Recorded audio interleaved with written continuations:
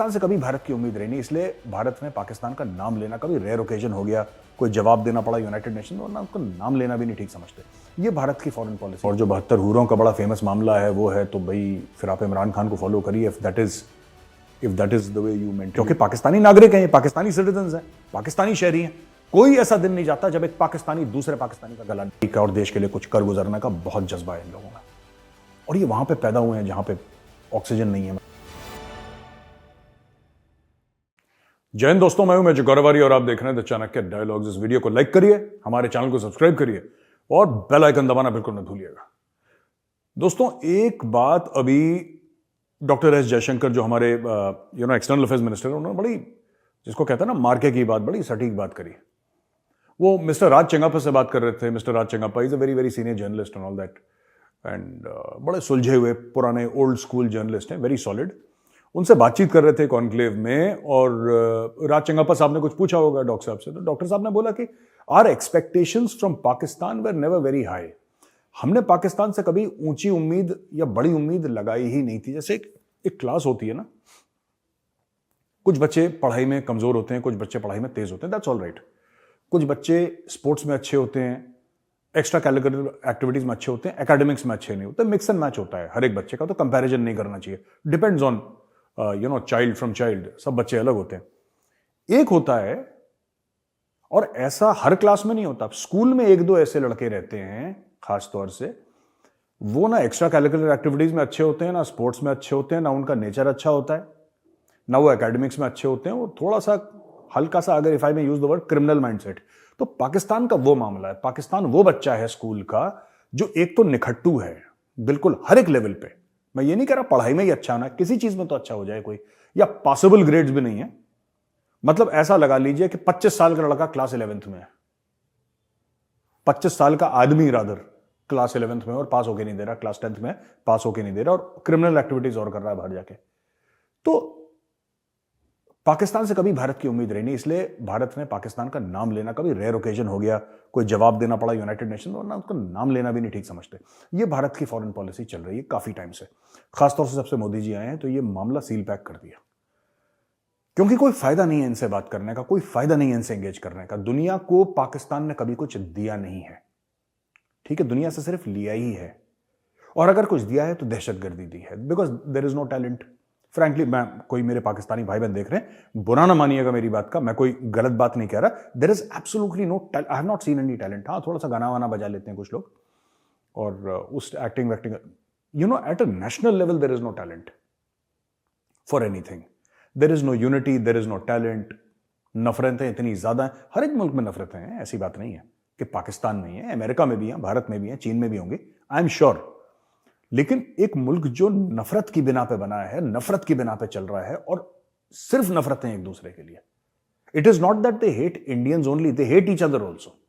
That is the problem with Pakistan, right? तो doctor Jaishankar ने बिल्कुल ठीक बात बोली। अच्छा, एक और ऑडियो क्लिप आई है इमरान खान की, और मैं वो ऑडियो क्लिप सुनाऊंगा नहीं, क्योंकि यार फैमिलीज देखती हैं मेरा चैनल, बच्चे देखते हैं मेरा चैनल, एंड माँ बाप यूएस से, कनाडा से, ऑस्ट्रेलिया से, यूरोप से मुझे मैसेज करते हैं, डीएम करते हैं, जिनके पास मेरा नंबर है, मुझे व्हाट्सएप करते हैं कि मेरा बेटा आपका चैनल देखता है, और 11-12 साल का लड़का है, उसको इतनी समझ नहीं है, लेकिन धीरे धीरे हम उसको समझा रहे हैं कि क्या है, देश विदेश की खबर, भारत में क्या चल रहा है, और they take a great deal of interest. तो मैं समझता हूं एज अ कंटेंट क्रिएटर और एज अ मीडिया पर्सन, मेरी जिम्मेदारी अलाउ नहीं करती। जिसने, मैंने ट्वीट करा था इसके मामले में, ट्वीट में भी मैंने वो लिंक नहीं दी उसकी, क्योंकि इमरान खान की जो लेटेस्ट वीडियो आई है, मुझे तो इमरान खान की आवाज़ लग रही है। पाकिस्तान तहरीक इंसाफ वाले कह रहे हैं नहीं, ये खान साहब की नहीं है, ये तो गलत वीडियो है। क्या ठीक है, वो अपने जो उनके बॉस हैं उसको डिफेंड कर रहे हैं, वो उनका पूरा हक है, लेकिन आई वॉज ऑनेस्टली शॉक्ड यार। ये सैयद अली हैदर नाम के एक जर्नलिस्ट हैं पाकिस्तान के, ये उनकी फ़ोटो है, सैयद अली हैदर, और सैयद अली हैदर ऑफिशियल करके उनका यूट्यूब चैनल है, और somebody from Pakistan sent it to me, a friend who's also a journalist. He sent it to me and I was very shocked. फिर मैंने ये सैयद अली हैदर साहब के कुछ वीडियोस शायद पहले भी देखे हैं, मुझे नाम नहीं इनका याद था, I could not put the face to the name. वो होता ना कभी आप नाम और चेहरे को कोरिलेट नहीं कर पाते। यार मैं, आई वॉज सरप्राइज्ड, उन्होंने जो वीडियो डाला, आई वॉज शॉक्ड। अच्छा, मुझे शॉक करना थोड़ा सा मुश्किल है क्योंकि मैं पाकिस्तान से रोज डील करता हूं और इनकी हरकतें कुछ ऐसी हैं कि आप आसानी से शॉक नहीं होते। It's like living inside a slaughter house. You are not squeamish when you see blood. अगर आप किसी कसाई के यहां रोज जाएंगे और वहां पे रहेंगे तो फिर खून खराबे से आपका मन मचलता नहीं है, मिचलाता नहीं है, आपकी आदत पड़ जाती है। ऐसा मुझे लगता है। लेकिन this is crazy even bye Pakistani standards यार। ये इमरान खान पता नहीं दिमाग खराब हो गया। I don't know what he is doing. मैंने तो जो लोगों को बोला था इसको पैसे वैसे दो यार, सॉरी माफ करना यार, इसका बंद करो ये आदमी। ना इसकी दोस्ती अच्छी ना दुश्मनी अच्छी। दिस आई डोंट नो ये what is he doing. I don't know. खैर ठीक है, नया पाकिस्तान बनाना चाहता है, यही शायद सूरत है नए पाकिस्तान की। आई थिंक दिस इज हाउ नया पाकिस्तान विल लुक। तो जिसको बिना मरे जन्नत जाना है और जन्नत के जो सुख हैं वो सारे धरती पर ही लेने हैं, और जो 72 हूरों का बड़ा फेमस मामला है वो है, तो भाई फिर आप इमरान खान को फॉलो करिए if that is the way you mentally think about things. But I was very shocked, और मैंने इसीलिए वो प्ले नहीं करा अपने चैनल पे, because I would like this to be a very responsible channel यार। ये इन द सेंस दैट ये ऑब्सीनिटीज डालना ठीक नहीं है। तो ये बात है दोस्तों। अब और मैं आपको खबर सुनाता हूं। कुछ न्यूज़ आई है बड़ी ज़बरदस्त सी, और ये न्यूज़ कुछ इस प्रकार से है कि ये मीरान शाह एक जगह है। मैं आपको बताता हूं, पाकिस्तान में लगातार अटैक हो रहे हैं। ये आईएसपीआर ने बोला है कि एक सोल्जर और 2 सिविलियन शहीद हो गए सुसाइड ब्लास्ट मीरान शाह में। तो मीरान शाह नॉर्थ वजीरिस्तान की एक डिस्ट्रिक्ट है, वहां पे अटैक हुआ था। तो नाइक आबिद है मानसेरा का, ये मानसेरा का रहने वाला, एक जगह है मानसेरा, वहां पे वो नाइक खत्म हो गया और सिविलियंस को भी उड़ा दिया। और ये एक ब्लास्ट था। जो डिसीज सोल्जर, इसको बोला कि ये 30 साल का है हवलदार मोहम्मद अमीर, और 9 सिविलियन इसके अलावा इंजर्ड भी हुए थे। और यहीं पे नॉर्थ वजीरिस्तान में 5 दिसंबर को 5 टेररिस्ट मारे गए और एक सोल्जर मारा गया। खैर ये जो खबर है ये मैं आपको दे रहा हूं लेटेस्ट। मैं आपको कल की खबर दे रहा हूं। ये लेटेस्ट है कि सोल्जर सिविलियन मारे गए। ये काम हो गया मीरान शाह में। तो रोज के रोज वहां पे सुसाइड अटैक्स हो रहे हैं, रोज के रोज वहां पे अटैक्स हो रहे हैं। एक और खबर आई है, ये भी कल की खबर है। 13 लोग बलूचिस्तान के खुजदर जगह में 13 लोग एक ब्लास्ट में इंजर हो गए। यहां पर भी, ये उमर फारूक चौक है खुजदर डिस्ट्रिक्ट में, यहां पे एक मोटरसाइकिल थी, मोटरसाइकिल में बम लगाया, एक्सप्लोजिव लगाया, उसको उड़ा दिया। यह भी एक दहशतगर्दी का वाकया था, एक टेररिज्म का वाकया था। तो ये यहां पे हुआ है। और head constable Ali Khan Khuzdar police station का है, इसने डॉन को बताया कि 2 बंदे क्रिटिकल कंडीशन में हैं इसमें से, जो मतलब कि ये जिंदगी और मौत के बीच में ये लड़ाई लड़ रहे हैं। अच्छा, अब ये भी पाकिस्तान के जो नेता भी हैं ना, पॉलिटिक्स, ये भी अजीब हरकतें करते हैं, पता नहीं क्या बोलते हैं ये बलूचिस्तान के चीफ मिनिस्टर हैं अब्दुल कुदुस बिजेंजो। ये कह रहे हैं terrorist who target innocent people are enemies of the nation, no religion or society gives permission for this bloodshed. इन्होंने अपना स्टेटमेंट दे दिया कि भाई ये इंसानियत के दुश्मन हैं, ये लोगों के दुश्मन हैं, और कोई भी मजहब इसकी इजाजत नहीं था। ओ, ये मजहब के नामी पे तो कर रहे हैं। ये तहरीक तालिबान पाकिस्तान जो अटैक कर रहा है, वो तो कह रहे हैं हम इस्लाम ला रहे हैं। आप कह रहे हैं इस्लाम में बोला गया है कि इस्लाम पीसफुल रिलीजन है, वो कह रहे हैं नहीं। ये बहस चल रही है 2 पार्टीज में। ये 2 किस्म में इस्लाम की बात चल रही है पाकिस्तान में। जो दहशतगर्द हैं, जो मिलिटेंट्स हैं, जो एक्सट्रीमिस्ट हैं, वो कह रहे हैं नहीं, हमें झगड़े से, खून खराबे से इस्लाम फैलानी है। जो दूसरे बंदे कह रहे हैं वो कह रहे हैं यार ये तो गलत इस्लाम आप सिखा रहे हो हमें, ऐसा तो इस्लाम में नहीं कि इस्लाम एक पीसफुल रिलीजन है, अमन पसंद है, शांति प्रिय रिलीजन है। तो ये बहस चल रही है पाकिस्तान में बड़ी जबरदस्त। लेकिन fact of the matter is, ये जो बिजेंजो साहब, जो भी इनका नाम है, मुझे एक बात समझ में नहीं आती, ये कोई एक्शन क्यों नहीं ले रहे? ये इंसानियत के दुश्मन हैं, कोई मजहब नहीं, ये डायलॉगबाजी करते हैं लोग, काम नहीं करते। आप काम करो सीएम साहब, आपका काम है काम करो, ठीक है ना, do some work, you getting paid. ये जो आपको प्रोटोकॉल मिल रहा है, बड़े बड़े महलों में रह रहे हो, नौकर चाकर, गाड़ी घोड़ा, गाजा बाजा सब आपके आसपास है। ये किस चीज के लिए दिया? आपको एंजॉय करने के लिए नहीं दिया। ये आपके एनवायरनमेंट को और फैसिलिटेट करने के लिए दिया है कि आप दिमाग लगाएं अपने काम पे दिमाग लगाओ यार। ये जब मन चाह रहा है वो आके ठोक जाते हैं पाकिस्तानियों को, गाजर मूली की तरह काटते हैं। इनके बस का कोई नहीं। हम एटमी मुल्क हैं, हमारी फौज नंबर 1 है, हमारी ISI नंबर 1 है वर्ल्ड की, इससे अच्छा कोई है नहीं। मुझे तो यही पता नहीं लग रहा यार, ये पाकिस्तानी खुद से झूठ बोलते हैं डेली यार, डेली के डेली खुद से झूठ बोलते हैं डेली। हम सबसे अच्छे हैं, फिर कोई थप्पड़ मार के चला जाएगा इनके मुंह में, हम सबसे ताकतवर हैं। फिर कोई नाक तोड़ के चला जाएगा, नाक से खून निकलेगा, हमसे ताकतवर कोई है ही नहीं। बस ये खुद से रिपीट करते रहो और मुंह सुजा दिया लोगों ने मार मार के। तहरीक तालिबान पाकिस्तान ने इनका भाइयों मुंह सुजा दिया मार मार के, लेकिन इनको अकल नहीं आई। तो ये स्टोरी ये लोग अपनी ये करते रहते हैं। और जो खबर है आप देखें कि ये जो बन्नू में जो काउंटर टेररिज्म डिपार्टमेंट का सेंटर था, अभी तक जब तक मैं वीडियो बना रहा हूं तब तक वो स्टैंड ऑफ अभी चल रहा है। और वहां पे जो टेररिज्म से लड़ने के लिए जो फोर्स थी पुलिस की, जो टेररिज्म से लड़ने के लिए पुलिस फोर्स तैयार करी थी दोस्तों, उसी को होस्टेज बना लिया तहरीक तालिबान पाकिस्तान ने, TTP वालों ने बन्नू में। और अभी तक ये चल रहा है जब मैं रिकॉर्ड कर रहा हूं। हो सकता है जब तक ये वीडियो रिलीज हो वो लोग छूट जाएं या कुछ ठीक ठाक हो जाए, लेकिन अभी इन्होंने बात करी। फिर इन्होंने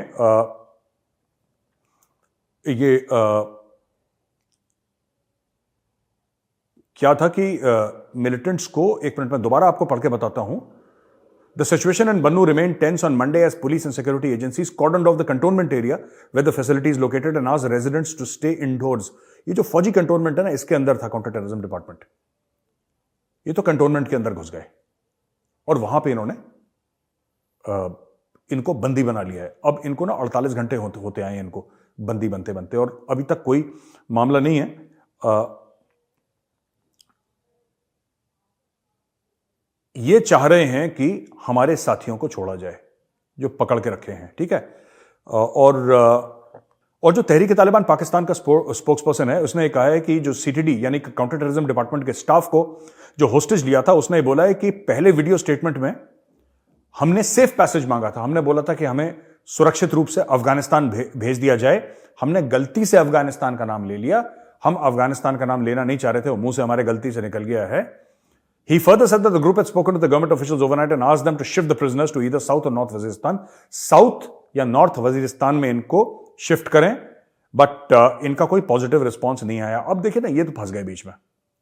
अब या तो मार देंगे सबको, खुद तो मरने के लिए आए हैं ये लोग तहरीक तालिबान पाकिस्तान वाले ना, ये कोई बातचीत तो करने के लिए आए नहीं। तो यही चीजें चल रही हैं वहां पे, रोज के रोज पाकिस्तान में ऐसी आतंकी घटनाएं हो रही हैं और पाकिस्तान रोक नहीं पा रहा। इसीलिए हिलेरी क्लिंटन ने यही बात बोली थी जब वो आई थी ना, जब हीना रबानी खर उसके बगल में बैठी थी। उस जमाने में हीना रबानी खर इनकी एक्सटर्नल अफेयर्स मिनिस्टर हुआ करती थी, जो आज बिलावल बना हुआ है। तभी उसने बोला था स्नेक्स इन योर बैकयार्ड, जो सांप तुम पालते हो ना।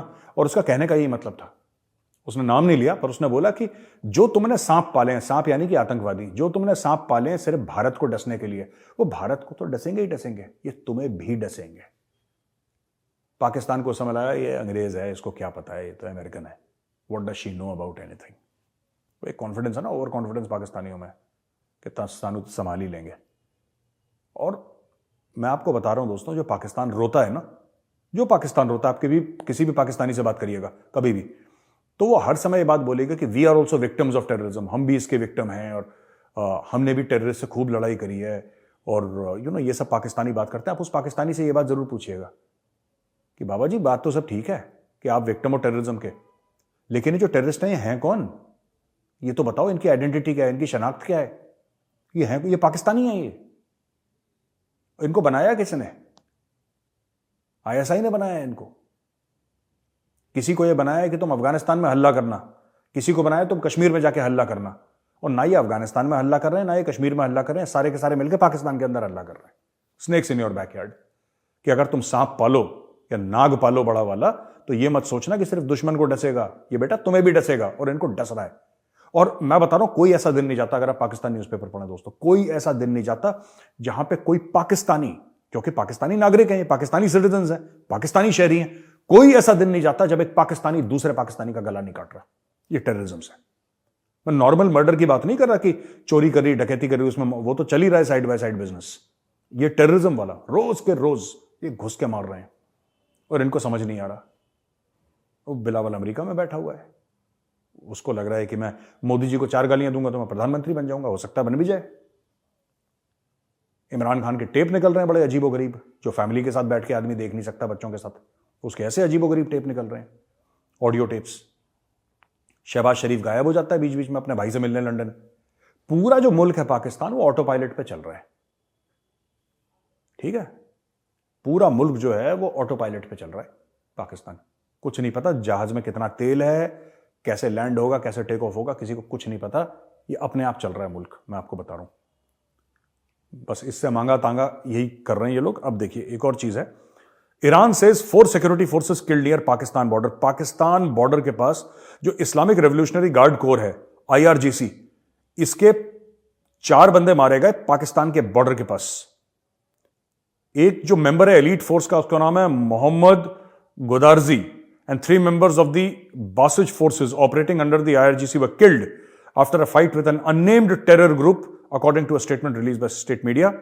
ये जो टेरर ग्रुप है ये पाकिस्तान के बिल्कुल बॉर्डर के पास है, तो आप इमेजिन कर सकते हैं कि अफगानिस्तान में और भारत में तो ठीक है, ईरान के अंदर भी टेररिस्ट कौन भेज रहा है ये आप देख लीजिए। मैं आपके सामने न्यूज आइटम चला रहा हूं, पाकिस्तान बॉर्डर पे। अब पाकिस्तान और ईरान के बॉर्डर पे अगर 4 ईरानियन फौजी मारे गए रेवोल्यूशनरी गार्ड के, जो उनकी एलीट यूनिट है ना, ईरान की सबसे top most Islamic revolutionary guard core जो है, that is the most elite of Iranian units, जो सबसे ज्यादा पैम्पर्ड हैं, सबसे ज्यादा फंड्स उनके पास हैं, सबसे ज्यादा एलीट से एलीट लोग उसमें अंदर जाते हैं। Best of their army go to revolutionary guards.